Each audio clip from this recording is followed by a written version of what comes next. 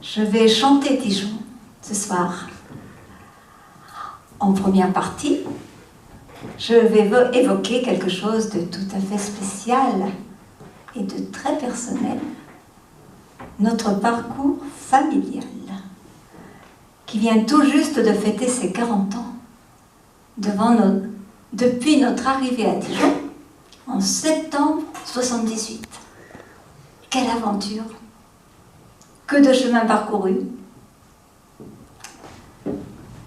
En deuxième partie, et en résonance avec cet écrin qui a vu grandir mon foyer, je vous présenterai les chansons que j'ai composées pour Dijon.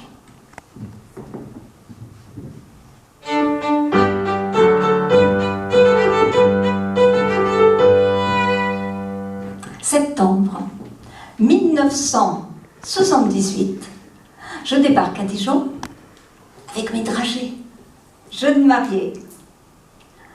On emménage au 34 de la rue du Tire-Pesseau, au 12e étage d'une grande tour.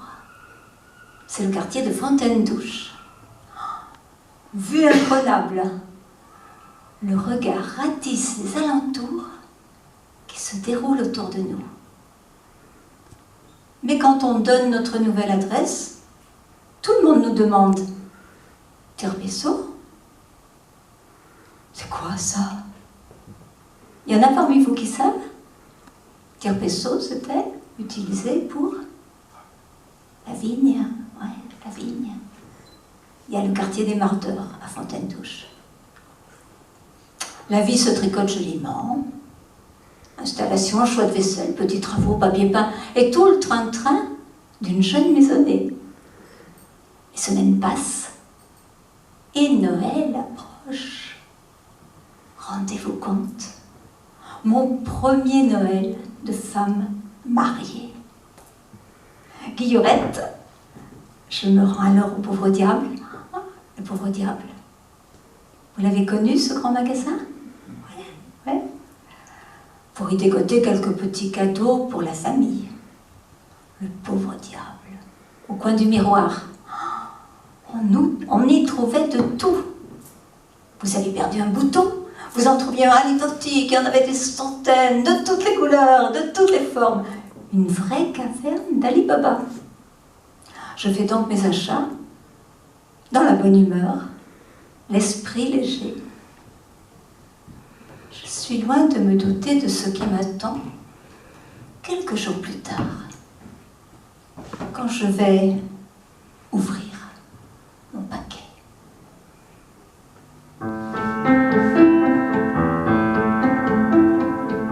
De mes Noëls, il m'est resté de belles images enrubannées, tendres cadeaux de jeunes filles, bougies, foulards, parfums, vanille. À peine mariée que dans mon soulier, bien emballé, mal digéré, un presse-purée. Pourquoi l'horrible punition? Le coup de massue, la trahison. Moi qui pour tous avais pourtant choisi des petits cadeaux craquants. En tant que fille trop bien élevée, j'ai dû faire mine de l'apprécier. Le presse-purée, peut-être l'or a-t-il toqué comme une idée de maternité. Voulait-il être grand-parent et après tout ça se comprend. Une jolie petite envie de bébé peut très bien motiver l'idée d'un presse-purée. Peut-être n'avait-il qu'un vœu, me faire gagner un temps précieux. Faut dire qu'avec ce genre de machine, on passe moins de temps à la cuisine. J'ai tout loisir pour composer, je vais finir par le remercier. Le presse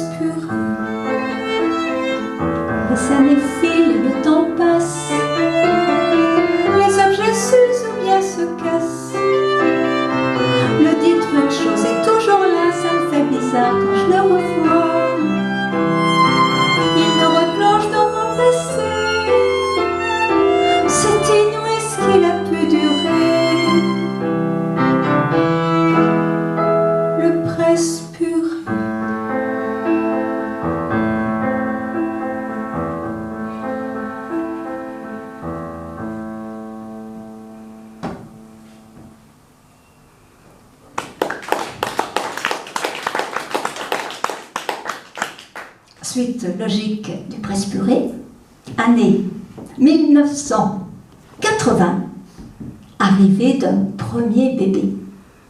C'est un garçon, il s'appelle Vincent. Année 1981, entrée en gare de Dijon du premier TGV. Vous vous souvenez de la couleur du premier TGV? Orange, oui. Alors là, vous vous dites, la pauvre a perdu la tête. Elle évoque son aîné et le confond avec le TGV.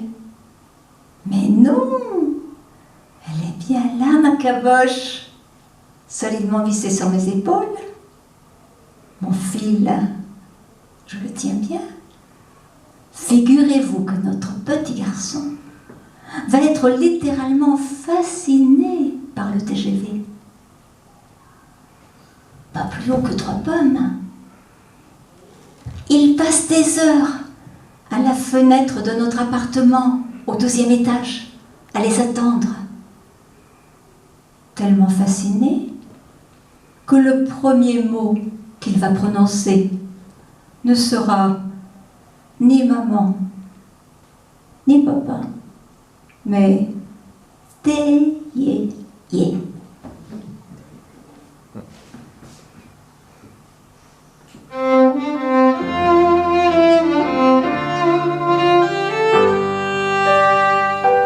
C'est pour le printemps,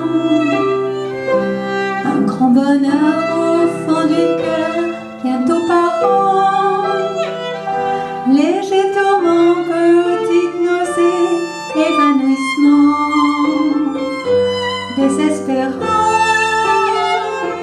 Serrer le nez, je peux plus dormir, future maman.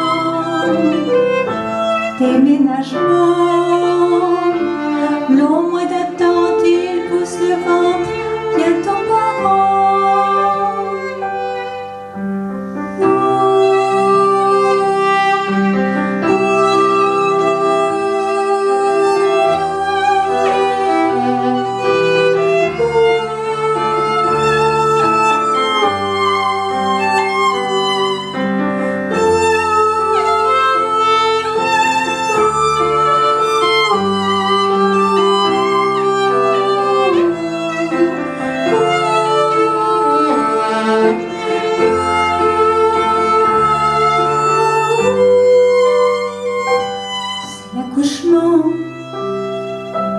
Bonjour douleur, je vis l'horreur, bientôt par an. Émerveillement, notre prince est là, enfin maman. Découragement,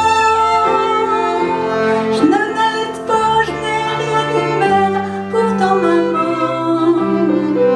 Très inquiétant, je pète les plombs, v'là le baby blues, toujours maman. Compliment, c'est dans ma vie ce que j'ai fait de mieux. Je suis maman.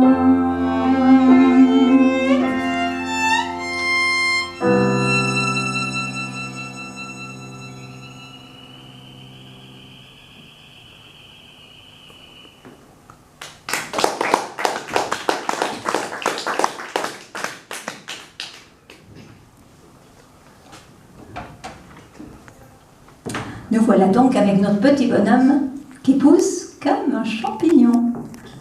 Mais la cueillette n'est pas finie. Des belles surprises, la vie en a plein son panier.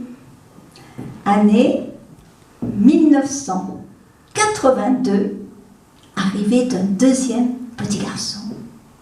Il s'appelle Fabrice. À ce moment-là, la maison devient très animée. Très animée, dirons-nous. Nous, les parents, devons tirer un trait sur pas mal de choses. Fini les sorties, bonjour les couches-culottes.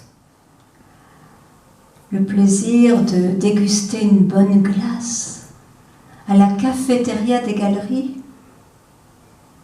ça devient rare. Et oui, c'est fini tout ça. Quant à nos chanteurs préférés, de passage à Dijon, on ne peut plus aller les applaudir. Et à l'époque, les plus grands artistes ne se produisent ni au Zénith, ni à l'auditorium, mais oui, au Palais des Sports. Oh, je vous dis pas l'acoustique, hein. Eh oui, c'est comme ça. Bon. Bref, pour revenir à notre vie de parents de tout petits, on court dans tous les sens. Une couche par-ci, une bêtise par-là, une dent qui pousse, un gros chagrin à éponger. Le soir venu, on a une seule envie, dormir. Ce qui n'empêche pas les gens de nous dire, profitez-en, profitez-en.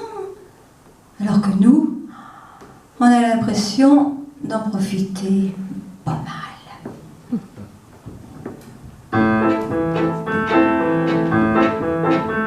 Mon bouc se réveille avec 39 degrés. Dommage que son papa soit parti travailler. J'attrape le téléphone, je préviens le bureau. J'arriverai en retard, 3/4 d'heure s'il le faut. Un coup de fil au pédiatre qui nous prend, c'est une chance. Il veut bien le sculpter tout de suite en urgence. Qui s'occupera du grand? Je sonne chez le voisin qui l'emmène à l'école comme il fait pour le sien. Profitez-en, madame, ce sont les plus belles années. Vos enfants loin de vous, un jour vont s'en aller. Vos enfants loin de vous, bientôt vont vous quitter. Être mère 20 sur 20, c'est vraiment du boulot. Pour ces enfants chéris, on n'en fait jamais trop. Le matin c'est Gucci qui choisit ses vêtements. L'affirmation de soi, paraît que c'est important. Purée à la cantine, c'est encore des sachets. J'épluche des pommes de terre tout juste si ça leur plaît. Le bain c'est hygiénique, et puis ça les détend. Tant pis si nos parents, ça nous met sur le flanc. Profitez-en, madame, ce sont les plus belles années. Vos enfants loin de vous, le jour vont s'en aller. Vos enfants loin de vous, bientôt vont vous quitter. Il faut penser à tout et ne rien oublier. Ces affaires de piscine, le grand y a-t-il pensé? Le chèque pour la cantine, c'est demain qu'ils le font. C'est la fête de l'école, il faut faire un gâteau, louer un déguisement, trouver 2 ou 3 lots. À quelle heure est le train? Jeudi pour la colo. Les parents vont souffler. Oh, non, ce serait trop beau. Les cheminots sont en grève. Cette fois, c'en est trop. Profitez-en, madame, ce sont les plus belles années. Vos enfants loin de vous, un jour vont s'en aller.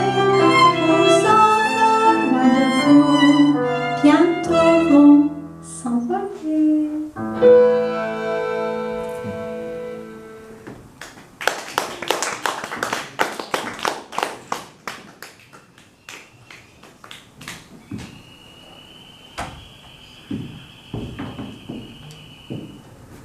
Année 1984, un 3e enfant se profile à l'horizon. Il nous faut un 3e prénom de garçon, au cas où. On aime bien Jocelyn. Alors, va pour Jocelyn. Le prénom de fille, on l'a déjà. Depuis le début, pour nous, ce sera Estelle. Alors, Jocelyn, Estelle, roulement de tambour, c'est une fille, c'est Estelle, bravo Estelle.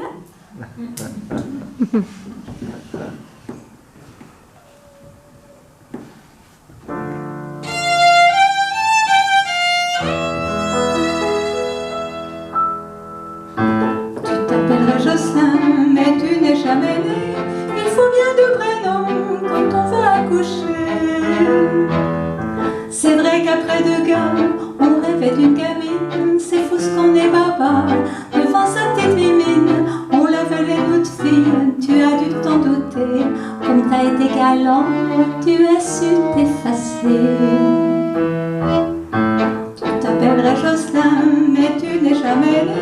Il faut bien 2 prénoms quand on veut accoucher. Estelle, tu as gagné, ça ne m'étonne pas de toi. Tu as su t'accrocher, tu vas là dans mes bras. Il va falloir t'y faire, jouer au jeu de garçon. Avec tes 2 grands frères, tu taperas le ballon. Tu t'appellerais Jocelyn, mais tu n'es jamais né. Il faut bien 2 prénoms quand on veut accoucher. Estelle, la passionnée, douée pour le violon. Tu as su t'imposer malgré quelques frictions. Estelle, tu sais tout faire, et rien ne te fait peur. Le carte-foot te gère, tout comme l'ordinateur. Tu t'appellerais Jocelyn, mais tu n'es jamais né. Il faut bien 2 prénoms quand on veut accoucher. Toi, notre 3e fiston, quel serait ton métier? Aurais-tu une passion, tout comme tes frères aînés? Mais je dois te laisser, loin de moi tout chagrin. Toi qui n'es jamais né, je te dis bye bye Jocelyn. Bye bye Jocelyn.